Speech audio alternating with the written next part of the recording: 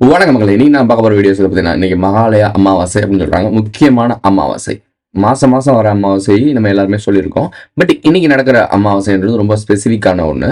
அது ஒரு பர்டிகுலரான விஷயம் என்ன அப்படின்னா, பல டைமிங்கில் பல பேர் அந்த விஷயங்கள், அதாவது முன்னோர்களை வழிபடுறதுக்கு மறந்தவங்க, மாதம் மாதம் அமாவாசைக்கு கும்பிடாமல் இருக்கவங்க, அப்புறம் அது என்ன சொல்கிறது, முன்னோர்களை நினைக்காம இருக்கவங்க. ஸோ இவங்க எல்லாருமே பல பிரச்சனைகளை, ஸ்ட்ரகிள்ஸை சந்திச்சிருப்பாங்க.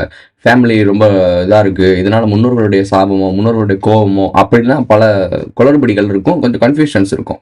ஸோ அதை இன்னைக்கு நிவர்த்தி செய்கிற மாதிரி ஒரு நாள் மகாலய அமாவாசைன்றது கொஞ்சம் ஸ்பெசிஃபிக்கான ஒரு அமாவாசை வச்சுக்கோங்களேன். இந்த அமாவாசை அன்னைக்கு முன்னோர்கள் நீங்கள் கரெக்டாக நினைவு கூர்ந்து அவங்களுக்கான படையல்கள், நம்மளுடைய வழக்கம் தான், நம்ம முன்னோர்களுக்கு என்னெல்லாம் செய்வோம், மரியாதை செலுத்துவோமோ அதெல்லாம் செலுத்திட்டு அவங்களுடைய நல்லதை பற்றி, அவங்க நம்மளுடைய வாழ்ந்த நாட்களை பற்றியும், உங்கள் முன்னோர்கள் பற்றியும், தெரிந்த முன்னோர்களை பற்றியும் பேசுங்க. தெரியாத முன்னோர்களை மனசையுமா நினச்சிக்கோங்க. ஸோ அதான் பேசிக் லைன். இன்னைக்கு வந்து முக்கியமான ஒரு விஷயம். இப்போ மெயின் ரீசனுக்கு வருவோம். மக்கள் எப்படி முட்டாளாக்கப்படுறாங்க அப்படின்றத பார்க்கறதுக்காக இந்த வீடியோ நீங்கள் பார்க்கும்போது உங்களுக்கு ஓரளவு புரிஞ்சிடும். இந்த கமலஹாசன் இப்போ ரீசெண்டாக ஒரு ஏதோ மீட்டிங்கில் பேசியிருக்காப்புல, ரஜினியும் கமலும் லோகேஷ் கனகராஜோட இணைய போகிறாங்க அப்படின்ற மாதிரி பேசியிருக்காங்க. கிட்டத்தட்ட ரொம்ப வருஷம் கழிச்சு 30-40 வருஷம் முன்னாடியோ நடிச்சிருக்காங்க போல. அதுக்கப்புறம் இப்போ நடிக்க போகிறாங்களாம்.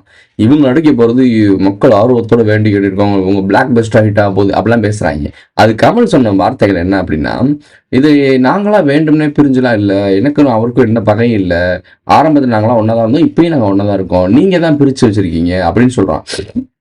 அப்படி கிடையாது.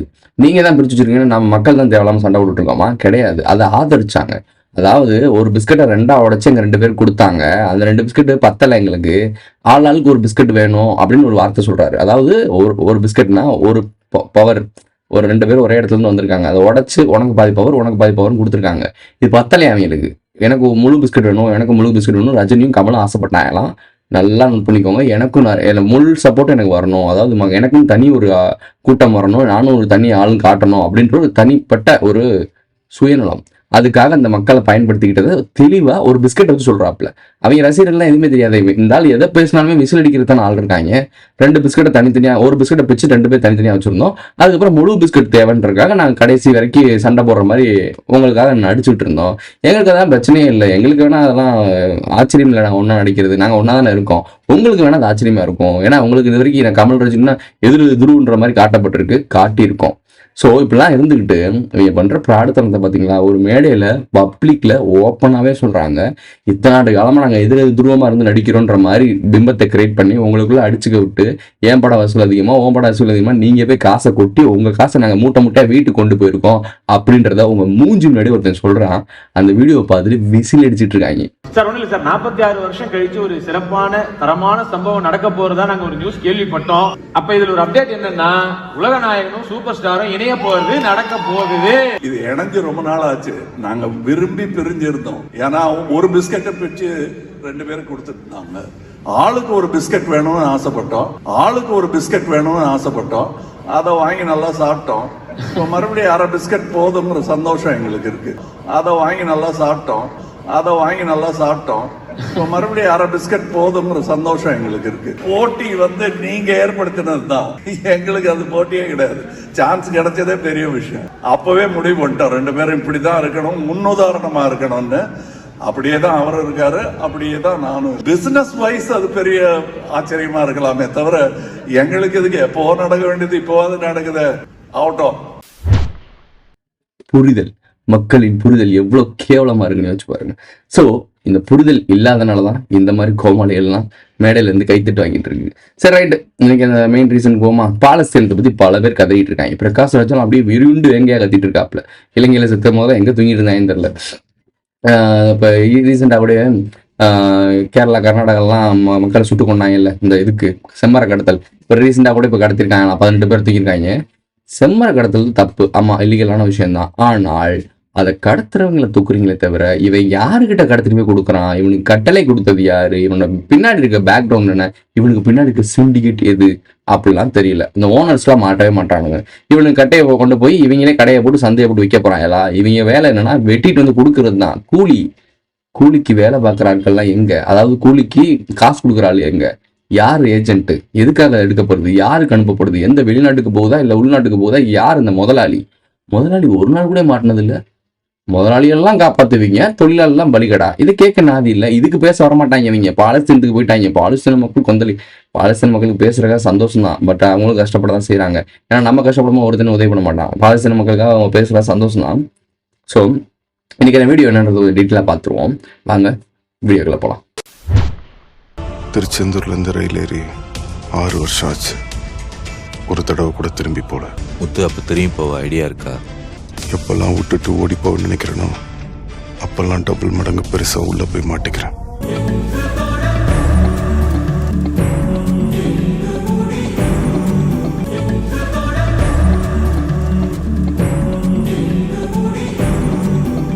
தமிழ்நாட்டில் பாலஸ்தீனத்துக்காக போய் பேசிட்டு மோடி அரசு தான் அதுக்கு முக்கியமான காரணம். சர்வதேச அளவில் அமெரிக்கா இருக்குனாலும் மோடி அரசு இதுக்கு காரணம்னு சொல்லிட்டு இவங்களுடைய யூனியன் ஆஃப் சவுத் இந்தியா ப்ராஜெக்ட்டுக்கு இப்போ வேலை ஆரம்பிச்சிட்டாங்க. கோமாளிஸ்லாம் இறங்குவாங்கன்னு நம்ம சொல்லியிருந்தோம். அந்த சினிமா கூத்தாடிகளெல்லாம் மொத்தமாக களை இறக்கப்படும்.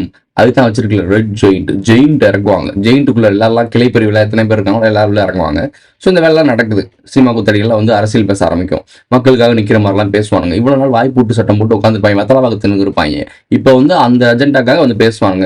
ஏன்னா கோமாளி நடிக்கிறாங்க. ஸோ இப்போ இன்னொரு மேட்ரு, பாலஸ்தீனத்தை வந்து பிரிட்டன் வந்து அங்கீகாரம் கொடுக்கணும்னு இருக்கு. தனி நாடாக கொடுக்கணும்னு அங்கீகாரம் கொடுத்துருக்கு. பாலஸ்தீனத்தில் ஜெனோசைடா எல்லாரும் பேசுறாங்க. ஜெனோசைட். அப்போ இளைஞர்கள் நடந்தது என்ன? இல்லை புரியல. இளைஞர்கள் நடந்தது என்ன? அவங்களுக்கு தனிநாடு கொடுக்கணும்னு சொல்லிட்டு உலகநாடு யாருமே அங்கீகரிக்கல. பாலஸ்தீனத்துக்கு மட்டும் இவ்வளவு வந்து வரிஞ்சிட்டு வரீங்க. குறிப்பா தமிழ்நாட்டு போராளிகள்லாம் வந்துட்டீங்க. இவ்வளவு நாள் எங்கடா இருந்தீங்க? கச்சத்தீவு மேற்கே ஒருத்தனை ஆய் திறக்கலாம். என்னங்கடா உருட்டுறீங்க உருட்டு. டுடே இன்னைக்கு தான் பாலஸ்தீனத்துக்கு தனிநாடு கொடுக்கணும்னு சொல்லிட்டு பேசுறாங்க. அந்த நியூஸை நீங்க பார்த்துருப்பீங்க. அதையும் ஸ்பெசிஃபிக்கா 21ஆம் தேதி மகாலய அமாவாசை முன்னோர்களுடைய ஆற்றல் உள்ள வரும். அந்த டைமிங்ல நீங்க நல்லவனா பேர் ஆக்குறீங்க. அது மட்டும் கிடையாது, ட்ரம்ப்பே நான் வந்து மக்களுக்கு புனிதனா இருக்கேன், அமைதிக்கு நிலைநாட்ட ஒரு ஆளாம். ட்ரம்ப் அமைதி நிலைநாட்டுறானா? அங்க கருப்பின மக்களுக்கு நடந்த அவலத்தை எடுத்துடணும். எங்க முன்னோர்கள் செஞ்ச, அதாவது உங்க முன்னோர்கள் பண்ண கேவலமான விஷயம்லாம் வெளியே பேசக்கூடாதான். பேச்சு சுதந்திரம் மூடப்படுதான். ஆட்சியும் அதிகாரமும் இருந்தா எவனும் எதையும் பண்ண முடியும்னு சொல்றோம். இந்த டெமோக்ரஸி நமக்கானது கிடையாது. அதுக்குள்ள ஒளிஞ்சிருக்க கோமாளிகளுக்கும் நம்மளை ஏமாத்துற முட்டாப்பயல்களுக்கும் தான் சேஃப் ஜோனா இருக்கு, நமக்காக கிடையாது. அப்படி காட்டப்பட்டிருக்கு உங்களை. இதுக்கு முன்னாடி என்ன பேசியிருக்கான் அப்படின்னா, அதெல்லாம் கிடையாது இதெல்லாம் கிடையாதுன்னு சொல்லிட்டு இதுக்கு எதிராக இருந்தவன். நல்லா பாருங்க, இந்த நியூஸை பாருங்க. இந்த அமைதிக்கும் இந்த பாலஸ்தீனம், இஸ்ரேல், காசா இந்த மாதிரி விஷயங்களுக்குலாம் நாங்கள் வந்து அச்சுறுத்தலாக இருப்போம். எங்களுக்குலாம் அப்படி படிப்பணிவர்கள்லாம் நாங்கள் எதிர்த்து செயல்படுவோம். இந்தியா முதற்கொண்டு அது ட்ரேடிங் பண்ணனால வரி விதித்து போட்டாங்க.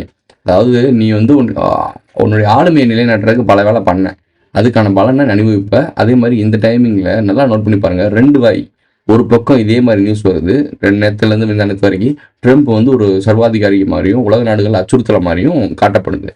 இன்னைக்கு வந்த நியூஸ் என்ன அப்படின்னா, ட்ரம்ப் ஒரு அமைதி தூதர் மாதிரியும் உலக நாட்டில் நிறைய அமைதிகளை நான் தான் நிலைநாட்டினேன். அதாவது ஊரில் இருக்க பஞ்சாயத்தெல்லாம் போய் நாட்டாம் பண்ணி நாங்கள் தான் நிறுத்தணும். நீங்கள் நாட்டாம் பண்ண மட்டும் அவங்க பிரச்சனையை அவங்களே பார்த்துட்டு போயிருப்பாங்கடா. நீங்கள் நாட்டாம் பண்ணியாண்டா இருக்க எல்லாத்தையும் நாசம் பண்ணுறீங்கன்றது யாருக்குமே புரிய மாட்டேங்குது. ஆக்சுவலாக அந்த பஞ்சாயத்தை உருவாக்குனதே இவங்கள தான் இருப்பாங்க. சரி, இது வேற கதை. இப்படிலாம் போயிட்டு இருக்கு. ஸோ இதெல்லாம் நீங்கள் நோட் பண்ணினாலே தெரியும். அமாவாசைக்கு ஏன் அவங்க இதெல்லாம் பண்ணுறாங்க, மக்களுக்காக உதவி பண்ணுறாங்க அப்படின்னா ஈஸியாக புரிஞ்சிடும். அதே இந்த டைமிங்கில் கரெக்டாக அந்த அமாவாசை டைமிங் வந்துருச்சுனாலே எல்லா தலைவர்களும் அமைதி மாறுறானுங்க. பக்குன்னு போர் நிறுத்தம் நடத்துவானுங்க. நாங்கள் அப்பாவி மக்கள் பாதிக்கப்படக்கூடாது, அதனால இந்த போரை நாங்கள் நிறுத்தி வச்சுருப்பாங்களா, அந்த இடத்த விட்டு நகருங்க அப்படிலாம் சொல்கிறாங்க. ஏன்னு கேள்வி ஏன் வரல? அமாவாசைன்னு ஒரு மேட்ரு இல்லை, முன்னோர்கள்னு ஒரு விஷயம் இல்லை. இதெல்லாம் வந்து பொய், இதெல்லாம் மூட நம்பிக்கைன்னு சொல்கிற கூட்டம் இருக்குல்ல. அந்த டைமிங்கில் பர்டிகுலராக நீங்கள் வரலாற்றை பின்னோக்கியும் பாருங்கள், இனிமேல் நடக்கிற வரலாறையும் பாருங்கள். கரெக்டாக அந்த அமாவாசை அன்னைக்கு போர்கள் நடக்காது. மனிதர்களுக்கு எதிராக செயல்படுற விஷயங்கள் நடக்காது. அப்படி செயல்படுறவனுடைய விதியை நீங்கள் நல்லா பார்த்தீங்கன்னா வேற லெவலில் மோசமாக நடக்கும். இதெல்லாம் சும்மா கிடையாது. எப்படி அப்படின்னா, இப்படிலாம் வந்து இப்படி நடக்குது, அது அப்படி சூரியன் வந்து சந்திரகிரகணம், சூரியகிரகணம் இதெல்லாம் வந்து இயற்கை தானே, இதனால எப்படி இப்படி நடக்கும் அப்படின்னு சொல்லிட்டு நம்மளை மூட நம்பிக்கை அப்படி இப்படி வளர்த்து விடுறானுங்க. ஆனால் சிம்பிளான விஷயம் என்னன்னா, இதுக்குள்ள ஒரு விஷயம் இருக்கு. அது மரபு ரீதியான ஒரு விஷயம் இருக்கு. இதுக்குள்ள ஒரு ஆற்றல், ஒரு பேலன்ஸ்டு இருக்கு. இதனாலதான் இந்த விஷயங்கள் நடக்குது. இதை நீங்க பர்டிகுலரா யோசிச்சு பார்த்தீங்கன்னாலே இதுல ஒரு உண்மைத்தன்மை புரிஞ்சிடும். ஆனா தெரிய விடாம பார்த்துப்பாங்க. தூத்துக்குடி துறைமுகம் 30,000 கோடி செலவுல கப்பல் கட்டும் தொழில், அதாவது வணிகத்துக்காக கப்பல் கட்டும் தொழில் ஆரம்பிக்க போறாங்க. வ.உ.சி. சிதம்பரனார் ஒரே ஒரு கப்பல் விட்டதுக்கு அவரை போட்டு நின்னா பாடுபடுத்தினாங்க தமிழ்நாட்டுல. இப்போ தூத்துக்குடியில வெளிநாட்டிலிருந்து அவன் இங்க உட்கார்ந்து கப்பலை கட்டியிருந்தான். கப்பலை கட்டியிருக்கும் போது தான் அவனை அடிச்சு வரட்டுறதுக்காக இவர் தனியாக கப்பல் கட்டினாரு. அப்போ பேசினவரும் சுதந்திர அப்போ விட்டுட்டாங்க. இப்போ சுதந்திர போராட்டத்தை தியாகி கப்பல் ஒட்டி செம்மல் அப்படிலாம் பேசிட்டு இருக்காங்க. இப்போ அதே கார்பரேட் வேற ஒரு நேம்ல உள்ள வந்து இதே 30,000 கோடி கட்டி கப்பல் தொழிற்சாலை கட்டிக்கிட்டு இருக்கு. எங்க? தமிழ்நாட்டுல, தூத்துக்குடியில. ஸோ இதெல்லாம் அவனுக்கு புரியவே இல்லை, இதெல்லாம் கவனிக்கவே மாட்டீங்கல்ல. ஒரு கப்பல் கட்டினவனுக்கு ஒரு நாடே சேர்ந்து அவரை முடிச்சு கட்ட ட்ரை பண்ணி அது பெரிய லெவலில் ப்ராப்ளமாக கிரியேட் பண்ணி வவுசிக்கு பண்ண விஷயத்த இப்போ கப்பல் கட்டும் தொழில் 30,000 கோடி இறக்கி ஒருத்தன் கப்பல் கட்டுறான் அப்படின்னா இது நம்ம ஆளு கட்டுறாங்களா? வெளிநாட்டுக்காரன் அதை பண்ணுறான். ஸோ இந்த வெளிநாட்டுக்காரன் பண்ணி எதுக்காக பண்ணுவான்? இங்கே இருக்க வணிகத்தை, இங்கே இருக்க வளங்கள்லாம் கொள்ளையடிச்சிட்டு போகிறதுக்கு. இதே தான் பண்ணான். அதாவது நம்ம வளர்ந்துடக்கூடாதுன்றதுக்காக நம்மளுடைய தேவையை கருதி அவன் வளர்ச்சியாக மாற்றுறான். நமக்கு என்ன தேவை? ஏதாவது பொருட்கள் ஏற்றுமதி இதுக்கெல்லாம் தேவை, வணிகம் கண்டிப்பாக தேவை. அந்த வணிகத்தை அவனுடைய கண்ட்ரோலில் வச்சுருந்தா நாம ஆட்டோமேட்டிக்காக அவன் கண்ட்ரோலில் இருப்போம். இந்த வணிகம் நம்ம கண்ட்ரோலில் இருந்துச்சு அப்படின்னா ஆட்டோமேட்டிக்காக எவன் கண்ட்ரோலும் நம்ம போக மாட்டோம். இதை போக விடாமல் எவ்வளோ தெளிவாக பார்த்துட்டு இருக்காங்கன்னு தெரியுதா? இதுதான் விஷயமே. எல்லாத்துக்கும் காரணம் வியாபாரம். வியாபாரிகள் அப்படி தானே பண்ணுவாங்க. இங்கே இது தாவைக்கால வந்து நம்மளுடைய அவங்க பேர் என்னது, காளியம்மா போய் சேர போகிறாங்களாம். இதை நம்ம முன்னாடியே தெரியும்ல, அப்போவே சேர்ந்துருக்க வேண்டியது. ஏன்னா சேர்ந்துட்டா எல்லாருமே பேசிட்டு இருந்தாங்க, இங்கேருந்து அங்கே தான் போகிறாங்கன்னு. இதெல்லாம் ப்ராஜெக்ட்டுங்க, இங்கே வந்து சரி அங்கே வந்து சரி. மீனவ பெண்களுக்காக பேசுகிறவர், அவர் மீனவர்களுக்காக பேசுகிறவர். உப்பு போட்ட சோத்த திங்கிறியானும் நான் மீனவன்டா. இது எப்படி கோயின்சிடன்ஸா? சீமான் வந்து ஒரு திட்டுற மாதிரி திட்டுவாங்களாம், பிசுறுண்டு வரான். இவர் இங்கேருந்து வெளியே போவாங்களாம். அப்புறம் மீனவருக்காக சப்போர்ட் இருக்க ஒரு ஆள்கிட்ட போய் சேருவாராம்.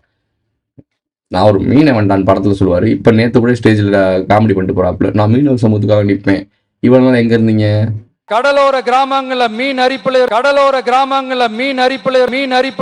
அரிப்புல இருந்து பாதுகாக்கிற அலையாத்தி காடுகளை அழிக்கிறத பத்தி தடுத்து நிறுத்தி சினிமா படத்தில் நடிக்கும் போதே பிளாக்ல டிக்கெட் எடுத்து உங்களுடைய ரசிகரை ஏமாத்தி சம்பாரிச்ச ஆள் நீங்க பேசுறாங்க.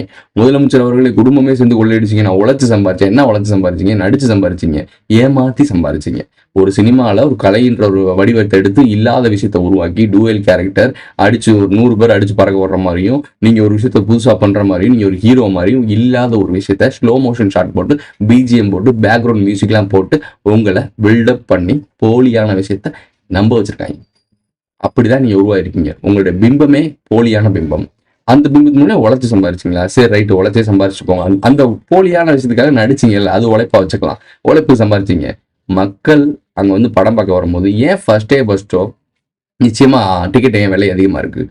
ஃபர்ஸ்ட் ஷோ பார்க்கணும்னா ஒரு நார்மல் ஆடியன்ஸால கண்டிப்பா உன்னால பார்க்கவே முடியாது. உனக்கு டிக்கெட் கிடையாதுன்ற மாதிரி தான் இப்ப கல்ச்சர் மாறிச்சு. நீங்க வந்ததுல இருந்து இப்போ வரைக்கும் அப்படிதான் இருக்கு. கடைசி படம் எனக்கு போறீங்களா, அதுலயும் நீங்க தான் பண்ணுவீங்க. நீங்க அரசியல்ல வந்து மக்கள் இருக்க ஊழலையும் ஊழல் பிரிச்சலையும் தேட போறீங்களா? உங்களுடைய கூடாரத்துல ஊழல் பிரிச்சலைகள் இருக்கு. ஒரு தியேட்டர்ல இருக்க எல்லா டிக்கெட்டையும் மொத்தமா ஒரு ரசிகர் கூட்டம் வாங்கிட்டு, ரசிகர் மன்றம் வாங்கிட்டு அவன் கூட காசு வித்து சம்பாதிச்சுட்டு இருக்கான். இங்கேயே அவன் ஊழல் பண்றானே, நாளைக்கு மக்களோட வரி பணத்துல கை வைக்க மாட்டான்னு என்ன நிச்சயம்? பேசிக்கா தப்பா இருக்கு. இதை கேட்க எவனும் இல்லை, கேட்கவும் மாட்டுறாங்க. அந்த மீட்டிங் போனாப்புல அங்கே ஜீசஸ் இருக்காப்புல, ஜீசஸ் கிறிஸ்ட் வந்து இவருக்கு வந்து பேனா தராரு, முதலமைச்சர் கழுத்து போடுறது.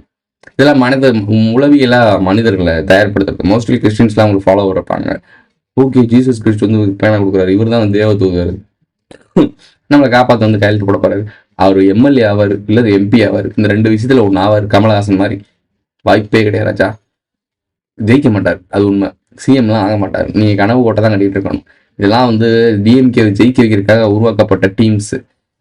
உங்களுக்கு புரியாது. ரெட் ஜெயின்ட்ல இருக்கதான் நிதி உலகத்தில் இருக்க அனைத்து நிதியும் திமுக குடும்பத்துல தான் இருக்குன்னு பேசின வாய் தானே இது. இப்போ வந்து நீங்க வந்து ஊழல் பெருச்சாளின்றது, குடும்ப அரசியல் வந்து திருடுறீங்கன்னு சொல்றது அப்பா தெரியாதா? அந்த மேடையில பேசும்போது தெரியாதா? உலகத்தில் இருக்கும் அனைத்து நிதியும் இங்க இருக்க, இன்ப நிதி, உதய நிதி, அந்த நிதி, இந்த நிதின்னு சொல்லி பேசுனீங்கல்ல, நீங்க தானே பேசுனீங்க. அது நான் அந்த வாய் வாடகைக்கு விட்டேனாயா? உதயநிதி, தயாநிதி, அருள்நிதி, இந்த மாதிரி பேர்கள் கேட்கும் போதே இதெல்லாம் வந்து படத்துக்கு டைட்டிலாக வைக்கணும்னு எனக்கு தோணும். இந்தியாவிலேயே பரம்பரையாக பேர் சொல்லக்கூடிய ஒரு குடும்பம்னா ஜவஹர்லால் நேரு அவர்களுடைய குடும்பம். அதுக்கப்புறம் தமிழ்நாட்டில் பேர் சொல்லக்கூடிய ஒரு குடும்பம்னா அது நம்ம கலைஞர் ஐயா அவர்களுடைய குடும்பம் தான். ரெஜிமெண்ட்ல எத்தனை படம் நடிச்சிங்க? என்னங்கடா உருட்டுறீங்க? எல்லாருமே ஒரே கூட்டையில வந்து மட்டைய தேவைக்கு ஏற்ற மாதிரி இறங்கி நீ அந்த பக்கம் நின்று பேசு, இல்லை இந்த பக்கம் நின்று பேசு. ஆனா மக்கள் பக்கம் நின்று பேசுறாத. மக்கள் பக்கம் நிற்கிற மாதிரி தெரியணும், ஆனால் தெரியக்கூடாது. நான் நல்லா தொடர்ந்து சொல்லிக்கிறேன், திருப்பி சொல்றேன். இவங்களெல்லாம் நீங்க வாட்ச் பண்ணிட்டே இருங்க. நீங்க எதுவுமே செயல்பட வேணாம், எதிர்ப்பு தெரிவிக்கவே வேணாம். கான்சியஸ்ல இவனுங்கெல்லாம் நம்மளுக்கு எதிராக செயல்படுறானுங்கன்றது இன்னைக்கு அமாவாசை டைம்ல மாசம் வருது இல்ல, இவனுங்கெல்லாம் மனித குலத்துக்கு எதிராக நிற்கிறானுங்க, இவங்க நமக்குலாம் எதிராக செயல்படுறாங்கன்றத கான்சியஸை மட்டும் உங்க முன்னோர்கள்ட்ட கடத்திடுங்க. சொல்லி முடிச்சு விட்ருவாங்க அவங்க. கவலைப்படாதீங்க, இது நடக்கும். நம்ம வேற அளவு பெரிய லெவலில் சொல்ல வேணாம், அவேர்னஸ் ஆகிறது ஆகிட்டே இருக்கும். அந்த அமாவாசை வர டைமிங்கில் யாரெல்லாம் மனித குலத்துக்கு எதிராக செயல்படுறானோ அவனெல்லாம் மைண்டில் ஃபிக்ஸ் பண்ணிடுங்க. உங்கள் முன்னோர்கள் வழிபடும் போது இதை கோரிக்கை வைங்க. இந்த திருட்டு பயிரெல்லாம் பாருங்கள், மக்களை போட்டு இதில் பார்த்தா இவங்க தான் முக்கியமான காரணம், இந்த காரணத்தினால இதெல்லாம் பார்க்குறாங்க, நம்ம கூட இருந்துக்கிட்டு இந்த வேலை பார்க்குறாங்க அப்படின்றத பாஸ் பண்ணிடுங்க. அதுக்கான விளைவை சந்திப்பான். ஸோ இதெல்லாம் மெசேஜ் பிடிச்சிக்கங்க. பாகிஸ்தானுக்கு சவுதி அரேபியா பாதுகாப்பு கொடுக்குமா? ஆமாம், முஸ்லீம் நாடுகள்லாம் ஒன்று சேரணும்ல, அதான் அஜெண்டாவில் இருக்குது. இஸ்ரேல் வந்து முஸ்லீம் நாடுகள்லாம் ஒன்று சேரும்போது இந்த தோல்விகள் நடக்கணும், பைபிள் குரான்லாம் சொல்லியிருப்பாங்கல்ல, இது நடக்குமா அப்படின்னு சொன்னோன்னே அப்போ முஸ்லீம் நாடுகள்லாம் ஒன்று சேரணும். இது கொடுத்ததே அவன் தான், இதை நடத்துறதும் அவன் தான், எண்டிங்கில் ஜெயிக்க போகிறதும் அவன் தான். இதில் வேடிக்கை பார்த்து பலியடா போகிறது மட்டும்தான் நீங்களும் நானும் சொல்ல. நம்ம மாம்பழ சின்னம் ஒரு விஷயம் சொல்லுது, தமிழ்நாட்டிலையும் நடக்குமா? மணிப்பூர், அப்புறம் நேபாள், அப்புறம் இன்னொன்று ஸ்ரீலங்கா, இங்கெல்லாம் நடந்த மாதிரி தமிழ்நாட்டிலையும் நடக்கும், இந்தியாலையும் நடக்கும். அதுக்கான வேலை வாய்ப்பு இல்லாமல் இருக்க தானே செய்யுது. ஆமாம், இருக்க தான் செய்யுது. வடக்கு இந்தியன்ஸை கூட்டி வந்து உங்கள் மீட்டிங்கில் உட்கார வச்சிருக்கீங்க. உங்கள் அப்பா பண்ணு சென்ட்ரல் கவர்மெண்ட்டில் மீட்டிங் போகிறாரு, எதுக்கு சொல்லுங்கள்? நீங்கள் எதுக்கு போகிறீங்க சென்ட்ரல் கவர்மெண்ட்டில்? அவங்களே எதிர்க்கிறீங்க, அப்புறம் அவங்க மீட்டிங் எதுக்கு போகிறீங்க? அமித்ஷாவை ஏன் பார்க்குறீங்க? யோசி உன்னை சுற்றி நடக்கிறதெல்லாம் யோசி, அப்போ தான் புரியும். திருப்பூர்லேருந்து பனியன் கம்பெனி இந்த மாதிரிலாம் அமெரிக்கா போட்ட வரினால பல பேர் கிளம்புறாங்க. நல்லா புரிஞ்சுக்கோங்க, வேலை இல்லாமல் திண்டாட்டம் உலகம் முழுக்க இந்த டிப்ரெஷன் நடந்துகிட்டு இருக்கு. இந்தியாவில் குறிப்பாக அதாவது உழைக்கும் வர்க்கம் அதிகமாக இருக்குது. அதாவது யங் ஜென்ரேஷன் இந்தியாவில் அதிகமாக இருக்கானுங்க. இவனுடைய உழைப்பை கரெக்டாக யூட்டிலைஸ் பண்ணல அப்படின்னா இந்த நாடும் நாட்டு மக்களும் பெரிய ஒரு அவதிக்கு உள்ளாவீங்க. ஜென்சி போராட்டம்லாம் பார்த்துருக்கீங்களா? அந்த மாதிரி இதை நான் கன்ஃபார்ம் பண்ணுற மாதிரி நம்மளுடைய சீன அதிபர் சொல்கிறாப்புல, இந்தியாவிலேயே மக்கள் தொகை அதிகம், சீனாலேயே மக்கள் தொகை அதிகம், நம்ம எல்லாரும் ஒன்றாக நண்பர்களாக இருக்கணும் அப்படின்னு சொல்கிறாரு. நண்பர்களாக இருக்க வாய்ப்பே கிடையாது. நீங்கள் 2 பேர் சேர்ந்து பஞ்சாயத்து பண்ணி வேர்ல்டு வாரில் இருக்க மக்கள் தொகையை குறைக்கிறது. சீனாலாம் பெரிய அடி வாங்கும், இந்தியாவும் பெரிய அடி வாங்கும். மக்கள் தொகை குறைக்கப்படும், அவ்வளோதான். மக்கள் தொகை அதிகமாக இருக்கனால அது ப்ளஸ்ஸாக மாற்றுறதுக்குலாம் இங்கே வாய்ப்பே கிடையாது. இன்னொன்று மேட்டர், மதுமான பாட்டியல். இது நான் பார்த்தேன்னு சிரிச்சு எடுத்து வச்சிட்டேன். என்னங்கடா இவ்வளோ புத்திசாலியானா, இவ்வளோ மக்கள் மேலே அக்கறை உள்ளவங்க, பொது சமூகத்தை, அதாவது விவசாயத்து மேலே எவ்வளோ அக்கறை பாருங்களேன். இந்த நியூஸை பாருங்க, மது பாட்டில் வாங்குறாங்களா, அது 10 ரூபா எக்ஸ்ட்ரா வாங்குறாங்களா, அதுக்கு ஒரு விளக்கம் கொடுத்துருக்காங்க. எதுக்கு 10 ரூபா வைப்பு தொகையா? இந்த பேங்க் மாதிரிலாம், இந்த பேங்க்ல நீங்கள் அக்கௌண்ட்டில் போடுறீங்க அப்படின்னா அதில் கடைசி ஒரு 5000 இல்லை 2000, இப்போலாம் 5000 ஆகிட்டாங்க. முதல்ல 1000 ரூபா வச்சிருக்கணும், மினிமம் பேலன்ஸ் சொல்லுவாங்கல்ல. எதுக்குன்னா அந்த அக்கௌண்ட் இருக்கிறது ஆக்டிவாக இருக்கிறதுக்காக. நம்ம அக்கௌண்ட் இருக்குது, சரி நம்ம அங்கே போய் காசு போடணும், நம்ம 1000 ரூபா அங்கே இருக்குது, அதுக்காகனாச்சும் நம்ம இந்த பேங்க்கில் போய் காசு போடுவோம். ஸோ அதுக்காக வைப்பு தொகைன்னு சொல்லுவாங்க. இவங்க என்ன சொல்கிறாங்கன்னா, இந்த மதுபான பாட்டில் வாங்கும்போது 10 ரூபா எக்ஸ்ட்ரா வாங்கிக்குவாங்களாம் வைப்பு தொகை. ஏன்னா அந்த பாட்டில் வந்து நம்ம வந்து விவசாய நிலத்தில் போட்டு விவசாயிகளோட துன்புறுத்தலுக்கு ஆளாகிடுறோமா, கீழே போட்டு மக்கள் நடமாடும் போது அது காலில் குத்தி மக்களோட கால் கிழிந்து ஆப்ரேஷன் பண்ணுற அளவுக்கு போயிருக்கலாம். ஸோ நாய்கள்லாம் அது மேலே பட்டு நிறைய ப்ராப்ளம் கிரியேட் ஆகிருதான் அந்த பாட்டில்னால. அதனால 10 ரூபா எக்ஸ்ட்ரா வாங்குறாங்களாம் வைப்பு தொகை. அந்த வைப்பு தொகையை திருப்பி நம்ம கொடுத்து இந்த பாட்டிலை குடிச்சிட்டு நம்ம போய் நல்லா குடிச்சு போட்டு நல்லா மட்டையாக எங்கிட்ட கிடப்பான். அவன் எங்கே கிடப்பானே அவனுக்கு தெரியாது. அந்த பாட்டில் அவன் பறக்கிட்ட வந்து கொடுத்துட்டு 10 ரூபா திருப்பி வாங்கப்பாடான். எங்க உண்மையிலே புரியலைங்க. நான் ஒரு தற்குறிங்க, எனக்கு எதுவுமே புரியல. நான் ஒரு பாமரன், எனக்கு எதுவுமே தெரியாது. நான் கேட்குற கேள்வி மட்டும் பதில் சொல்லுங்க. இது நடக்குமா?